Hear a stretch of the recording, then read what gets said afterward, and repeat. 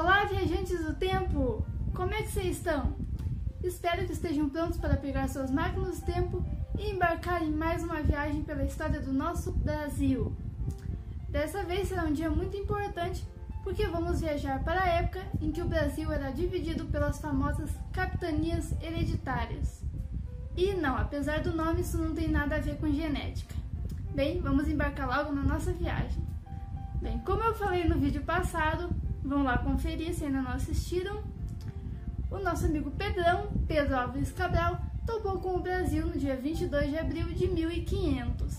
E aí rolou um papo com os índios, rolou um amigo secreto, em que os índios ficaram felizes por terem ganhado espelho, e os portugueses decepcionadíssimos por não terem ganhado ouro. Porque sim, meus amigos, não tinha ouro naquela região do Brasil. Nada de ouro. E os portugueses ficaram extremamente decepcionados. Rei Manuel ficou puto porque os espanhóis acharam ouro e os portugueses nada, só árvores. Mas vida que segue, né? Pela falta do ouro, eles acabaram não se interessando tanto assim na região e foram lá para a Índia fazer suas comprinhas do mês, garantir sua canela pro quindim, afinal prioridades, né? Porém, apesar de não terem encontrado metais preciosos, havia sim um certo interesse econômico dos portugueses nas terras brazucas. Porque, né, apesar de não ter ouro, tinha o pau-brasil, sim, aquela famosa árvore que depois ia inspirar o nome, né, do nosso país, o Brasil. E o pau-brasil era uma árvore muito importante porque a sua madeira ela tinha uma pigmentação avermelhada que servia para eles fazerem tinta de coloração vermelha e assim garantir aquele vestido vermelho sexy para as dondocas portuguesas. E naquela época não é que nem hoje em dia, que você vai na papelaria da esquina e compra tinta guache na cor que você quiser. Não, naquela época não era tão simples, a ciência não estava tão avançada e conseguir certos pigmentos era difícil. Então, por isso, o Brasil foi muito valorizado, porque eles conseguiam com muito mais facilidade o pigmento vermelho. Entretanto, os portugueses só foram valorizar mesmo as terras brasileiras lá em 1530, que foi quando o comércio com a Índia começou a entrar em declínio e os franceses começaram a cobiçar as terras brasileiras, começaram a fazer pirataria e a se unir a tribos indígenas inimigas dos portugueses. Aí que os portugueses começaram a abrir os olhos e ver que estava na hora de valorizar essa região, senão iam acabar perdendo, né? Pois é, e se hoje em dia os franceses são mais do que bem-vindos, né, no território brasileiro, chegando até mesmo a participar de programa famoso na TV aberta, naquela época não era bem assim, e Portugal já tratou logo de resolver esse BO e expulsar os franceses do território brasileiro. Portugal encontrou um jeito bem simples de resolver toda essa situação. Ao invés da coroa portuguesa bancar todo o processo de colonização no Brasil, não, eles passaram esse trampo todo para terceiros. E pior, fingindo que estavam fazendo uma honraria. Pois é, vai vendo, vai vendo. O rei de Portugal, Dom João III, fez então uma reunião com os parças da baixa nobreza, a fim de escolher os melhores nomes para colonizar o país. Baixa nobreza essa, inclusive, que é tipo aquela galera classe média brasileira, que se acha superior à galera pobre e adora humilhar motoboy, mas vive lambendo as botas do patrão mais rico que eles. Era tipo aquele povo, ou seja, facinho de agradar, né? Bem, mas agora talvez você esteja se questionando uma coisa. Poxa, quando a gente começou essa história, o rei de Portugal era o Dom João II, o João lá que bateu o pau com Cristóvão, depois apareceu um tal de Dom Manuel, e agora você me vem com esse Dom João III? Pô, é muito rei por muito pouco tempo, né? Pois é, mas é bem assim mesmo. Se você achou que era só em Game of Thrones que rei não durava nada no trono, já vou te avisando que na vida real não era muito diferente. Hoje em dia sim, né, a gente tem a Elizabeth II aí, a Milênio já no trono, mas é porque hoje em dia a gente tem vacina, tem antibiótico, tem quimioterapia, tem nutricionista, tem 1 milhão de coisas. Naquela época não tinha nada disso, então passou dos 40 já estava fazendo hora extra, né? Bem, mas vamos logo falar da conversa que eles tiveram da tal reunião lá do rei com a baixa nobreza. Chamei vocês aqui hoje, meus bons amigos, porque tenho boas notícias. Pretendo começar logo o processo de colonização naquele país lá que a gente encontrou por acaso, aquele lá do pau-brasil. Sei, por acaso. Não é isso que dizem as notícias que eu recebi no grupo de família. Mas vou fingir que acredito. Todos sabem que aquele vídeo foi dirigido pelo Kubrick. Calma, acho que você tá um pouco à frente. A gente ainda nem chegou na Guerra Fria. Ah, é verdade. Bem, como eu estava falando, descobrimos um novo território, que infelizmente está sendo ameaçado por aqueles biquentos daqueles franceses. E se não tomarmos uma atitude logo, eles vão tomar o país para si. E os brasileiros serão obrigados a comer croissant e a só tomar banho uma vez a cada 6 meses. E todos nós sabemos que é um absurdo não tomar banho pelo menos uma vez por mês. Isso mesmo, eu tomo banho a cada 15 dias e lavo o cabelo a cada 2 meses. Exatamente! Olhem bem, aqui está um homem que pensa na higiene pessoal. E eu não quero que o Brasil tome um caminho diferente desse.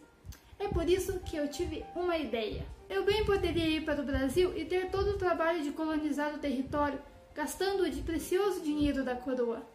Mas tive uma ideia muito melhor. Ao invés de eu e a coroa ter todo esse trabalho, eu irei dar esse trabalho a vocês. Quer dizer que é nós que vamos ter todo esse trabalho? Sim, mas isso é uma grande honra. Dou este trabalho a vocês porque confio em vocês.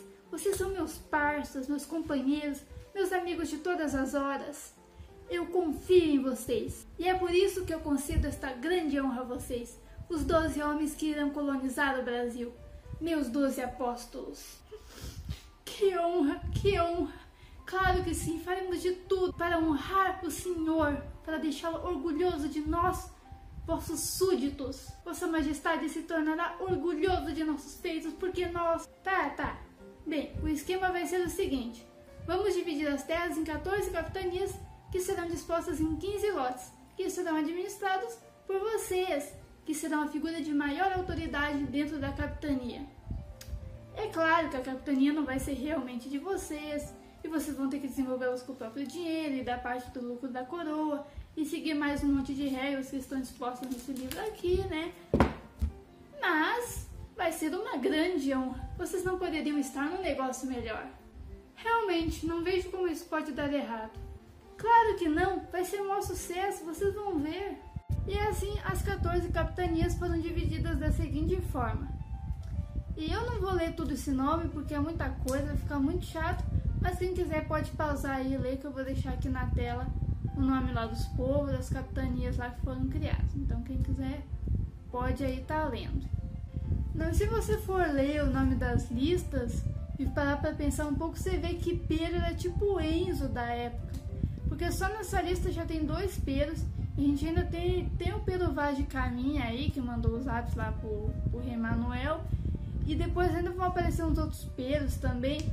Pero era um nome bem comum na época, era tipo o Enzo mesmo daquela época. O povo adorava dar o nome de Pero pros filhos, sei lá porquê, né? Mas era aí o nome que tava em alta aí naquela época. Bem, e assim foram criadas as tais capitanias, que receberam o nome de hereditárias porque deveriam ser passadas de pai para filhos. O donatário da capitania recebia o direito de exploração das terras pela carta de doação. Os deveres dele com a coroa eram atribuídos pela carta foral. Favor não confundir com floral.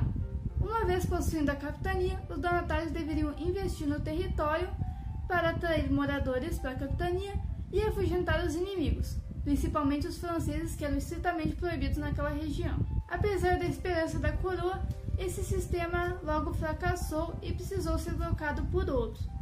E os motivos para isso acontecer são vários. Falta de experiência dos donatários, que não estavam sabendo como administrar direito suas terras.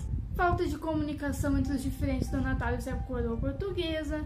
No grupo do WhatsApp só compartilhavam meme e fake news, e nada de realmente falarem sobre os assuntos importantes. Exatamente igual ao grupo do seu trabalho. Também tinha falta de recursos para investir nas capitanias, tinha a invasão dos índios, dos franceses. Bem, mó B.O. E no final acabou, falhou bonito. Mas acabou que 2 capitanias acabaram prosperando. No meio de 12, 2 acabaram se saindo bem, que foram as capitanias de São Vicente, comandada por Martim Afonso de Souza, e a de Pernambuco, comandada por Duarte Coelho. O motivo disso se deu por causa das políticas de escravização indígena do Martim Afonso. Afinal, para que matar os índios se você pode escravizar e fazer eles servir de mão de obra, né? Tem que saber administrar. E também por causa da exploração de cana-de-açúcar do Duarte Coelho, criando assim o famoso açúcar brasileiro, que se tornou sensação pela Europa. e com isso essas duas capitanias acabaram sendo as duas únicas a prosperar, e com isso donatários prosperando também junto com elas. Dois aí empresários, quase um Elon Musk brasileiro. Bem, mas como o resto das capitanias fracassaram, o sistema das capitanias hereditárias logo foi trocado pelo governo geral. Mas sobre isso eu falo na próxima viagem, porque o reservatório de plutônio já está no limite e já está na hora da gente voltar para casa. Mas não se preocupem que logo eu passo no posto Ipiranga e reabasteço a nossa máquina para na semana que vem a gente estar prontinho para a próxima viagem. Tchau, tchau e até a próxima!